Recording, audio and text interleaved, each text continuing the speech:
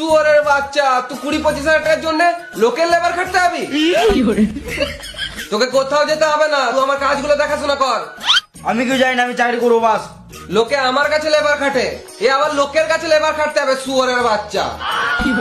পাড়ে ফেলে দাও। হ্যাঁ, ওই সাদা বাড়িটাতে। আরে শুয়োরের বাচ্চা, ফেলে দাও মনে ভেঙে দিতে বলি নাই, ইটটা পৌঁছে দিতে বললাম। বাবু, হ্যাঁ হ্যাঁ, তাড়াতাড়ি যাও। 1 2 3। বলো, জলটা নিয়ে আয়।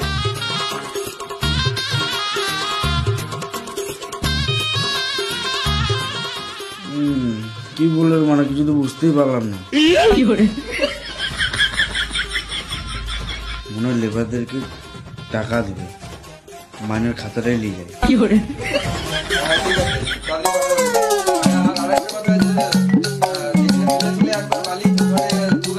সকালবেলাতে তো লেবারদেরকে মাইনে দেয় না, সন্ধ্যেবেলায় মাইনে দেয়।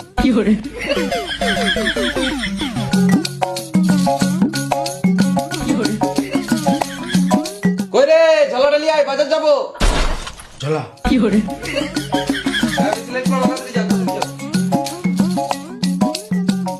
একটা ঝোলা আনতে কত টাইম লাগে? সকাল সকাল মারা মার খেতে খেতে বেঁচে গেলাম।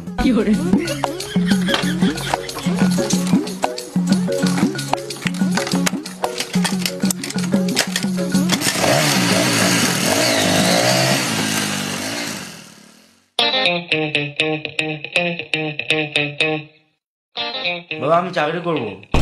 কি, তুই চাকরি করবি? তুই তো পড়াশোনাই করিস না, তোকে চাকরি কে দেবে? একটু তো পড়াশোনা করি, ওই জন্য তো ইন্টারভিউ থেকে কল এসছে।